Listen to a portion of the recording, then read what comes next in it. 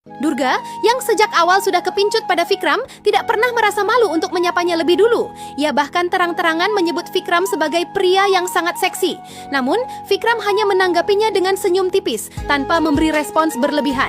Baginya, perhatian Durga tidak pernah lebih dari sekadar godaan yang lewat begitu saja.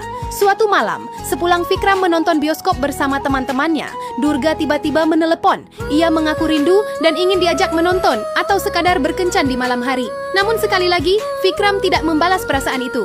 Bagi Vikram, Durga hanyalah seorang teman dan perasaannya tidak akan pernah berubah. Di malam yang sama, sebuah kejadian lain terjadi. Buma dan Harsita terjatuh dari motor mereka setelah terserempet sebuah mobil. Untungnya keduanya tidak mengalami luka serius, namun pengendara mobil, seorang pria parubaya, justru mengomel panjang lebar dan menyalahkan mereka. Menuduh Buma dan Harsita ceroboh karena salah jalur. Kebetulan Vikram dan gengnya melintas di lokasi dan melihat keributan itu. Vikram mengenali Buma dan Harsita sebagai mahasiswi dari kampus yang sama. Ia pun menghampiri mereka dan menanyakan apa yang sebenarnya terjadi. Buma segera menenangkan keadaan dengan mengatakan bahwa mereka baik-baik saja dan meminta Vikram untuk tidak memperbesar masalah. Namun Vikram merasa bertanggung jawab sebagai sesama alma mater. Ia menuntut agar pengendara mobil tersebut meminta maaf dan membayar kerusakan motor. Pria itu menolak keras dan memperingatkan Vikram agar tidak ikut campur.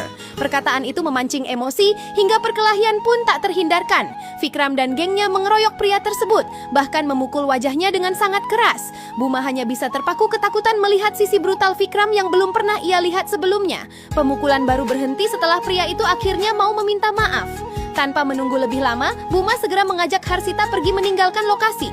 Keesokan harinya, Buma dikejutkan oleh kabar dari Harsita. Pria pengendara mobil semalam ternyata adalah seorang polisi. Akibatnya, Vikram dan gengnya dijemput paksa dari asrama kampus pada pagi hari.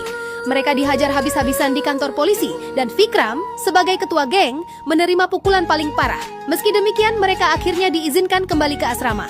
Dengan perasaan campur aduk, Buma memutuskan pergi sendirian menjenguk Vikram karena Harsita sedang mengikuti ujian. Ia terenyuh melihat kondisi Vikram yang penuh luka di sekujur tubuhnya. Vikram disalahkan karena bertindak sok pahlawan. Masalah itu sebenarnya tidak akan berbuntut panjang jika ia tidak ikut campur. Meski kesal, Buma merasa memiliki tanggung jawab moral. Ia kembali ke kamarnya untuk mengambil kotak P3K, lalu mengobati luka-luka Vikram. Momen sederhana itu membuat mereka mulai saling mengenal lebih dekat. Perlahan, benih-benih cinta mulai tumbuh di hati Vikram. Dalam diri Buma, ia melihat sosok yang mengingatkannya pada ibunya.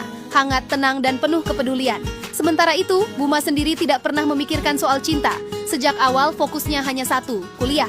Pesan ayahnya selalu ia pegang teguh. Sejak kejadian itu, Vikram mulai melakukan berbagai cara untuk bisa dekat dengan Buma. Sikapnya yang sopan dan tulus membuat Buma tidak merasa terganggu. Ia menerima Vikram sebagai